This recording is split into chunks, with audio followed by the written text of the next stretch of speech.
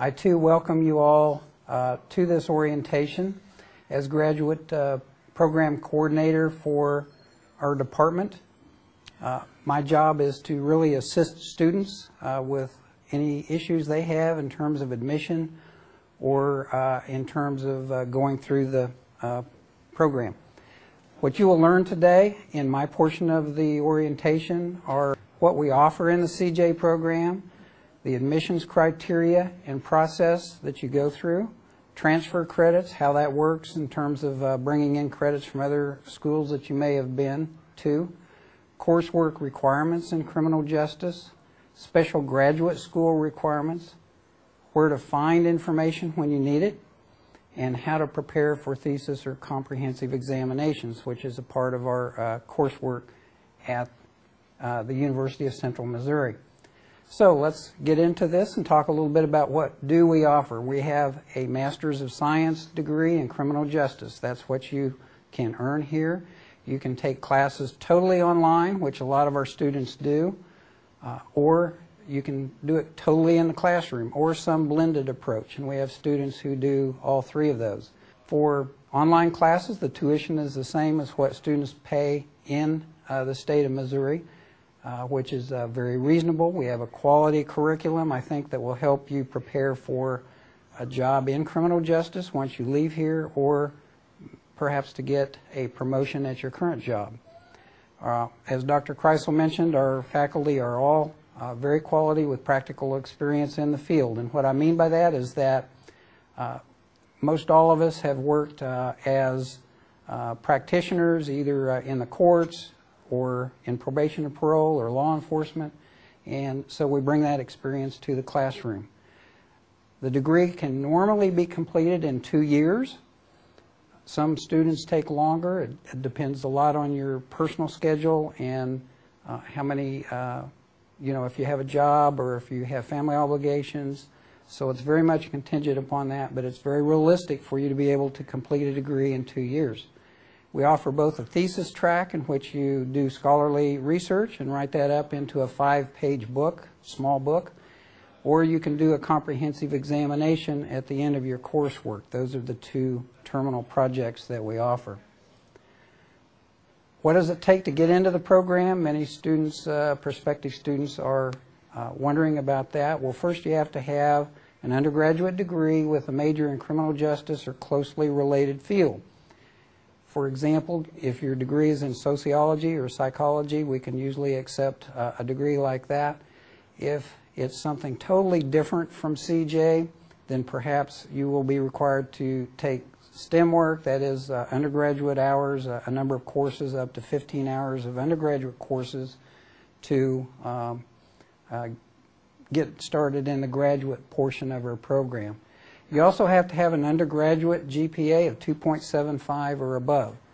Well, if you don't meet that, you can still get into the program, but you have to first do 3 things. You provide a letter of explanation as to why your GPA is lower than the requirement. You have to write an essay on the relationship between graduate education and career goals. And finally, you do have to take the graduate record examination. And it's important to note on the GRE that you have to take both a general test as well as the analytical written test and provide scores for those to us so that we can further evaluate your application. The admission process is relatively simple. Step 1 is just to make application to the graduate school, which you can do online. And I'll show you where that's at. As you look at the slide here, you'll see the link that takes you to the graduate application for admission. It's just a simple form that you fill out, and once submitted, then it goes to our graduate school office, and they will consider your application. The graduate school office, the only requirement from them is that you have an accredited degree from another university with well, there's no there's no GPA requirement. They just make sure that you have a degree. Every program on campus, though, has certain GPA and other requirements. So the graduate school will be the first step, and that is to make your application. After that, then they will admit you to the graduate school. They'll assign you a student ID, which is something we call our 700 number, which you will use to enroll in coursework. After they do all of that, then they send your application packet over to me, and as graduate program coordinator, then I simply review that, make sure you meet the minimum requirements, and I'll send you a letter saying, yes, congratulations, you are admitted to the program, and give you some other information that will be very useful to you. Or if you don't meet the qualifications, the requirements, then I'll let you know what you can do to perhaps still be admitted. Once I do that, I'll send you a letter through the mail, so that's how you will know. You will also be given an advisor into the program, a faculty advisor who will help you throughout your time in the program. I mentioned transfer credits earlier, and sometimes you may be able to bring in graduate credits if you have taken coursework at other universities in another graduate program. What must happen is that you provide transcripts of your graduate work, and you have to have maintained a 3.0 average in the graduate program at the other university. And once I look to see that the coursework that you've taken are rigorous and meet the standards that we have in our courses here, then we can possibly bring in up to 9 hours of coursework.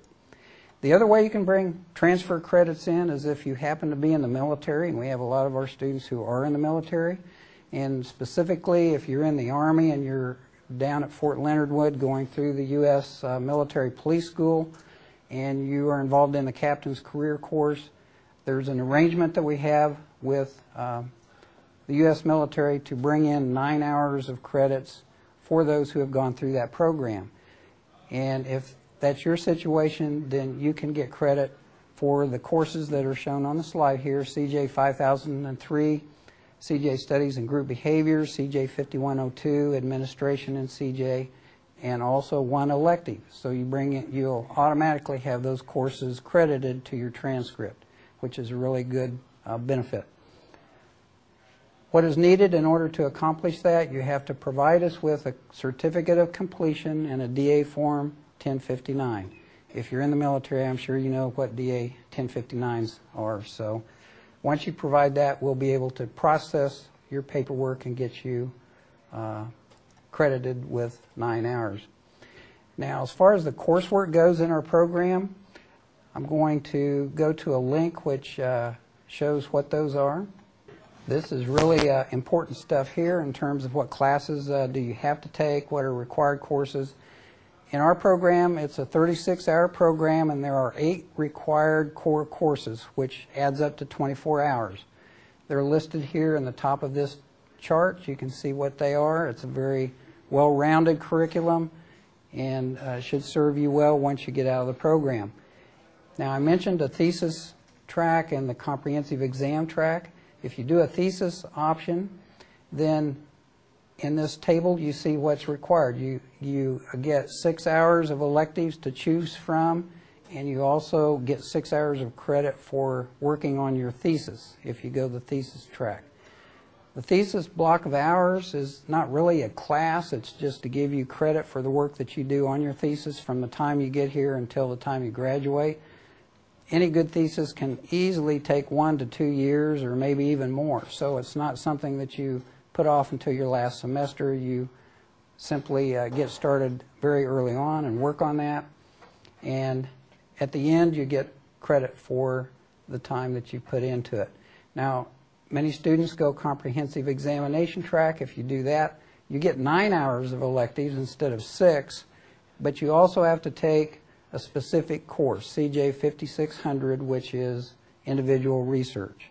So this table graphically shows you what the course requirements are rather quickly, and it's all available online, and I'll talk about the link, how you get there, in just a moment.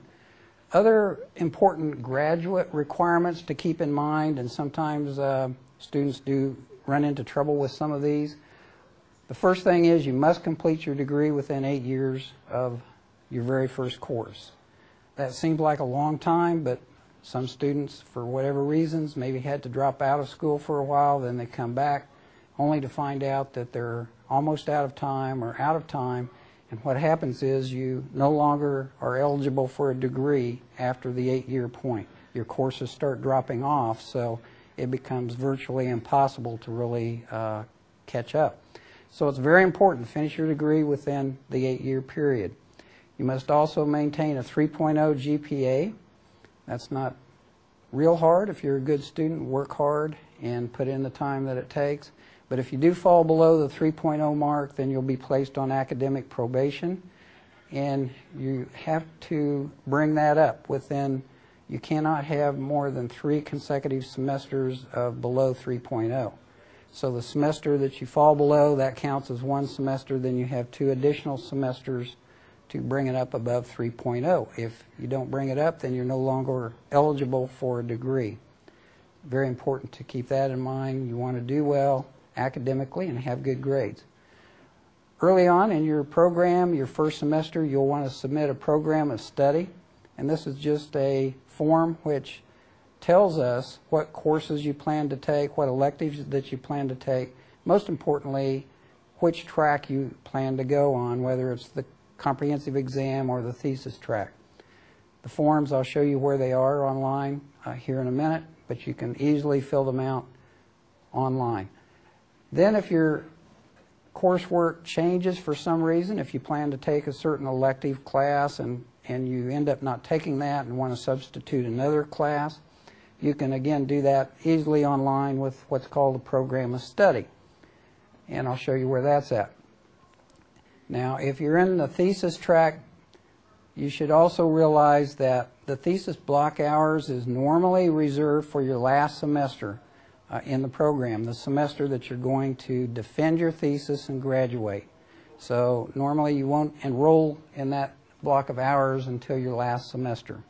Okay, where to find useful information? I've gone through all of this rather quickly, but all of this is on our graduate portion of our departmental website, and the URL or the web address is shown here. It's just www.ucmo.edu/cj/grad, and once you go there, you will have access to everything that I've just talked about, and this is what it looks like. You'll see under the graduate degree programs here that there are announcements, admission criteria, program requirements, course descriptions, information about financial assistance, online forms, and this is very important one here. This link here is where you update and submit certain forms that I've talked about. Going there, for example, you see there's a link to update your personal information. If you move, your phone number changes, your email changes, that's where you can go to a form to update that.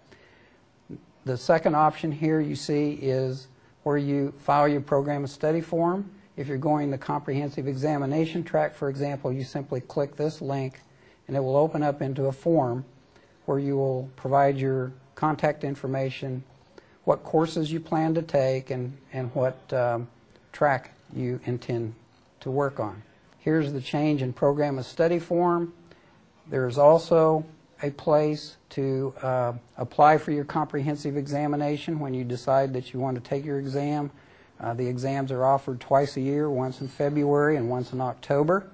So when you get towards the end of your coursework and you know when you're going to take the exam, then you apply to do that there at this form. And likewise, if you intend to do a thesis, then you must fill out a form indicating what your topic is, who your thesis committee is. So that concludes my portion. I wish you all well.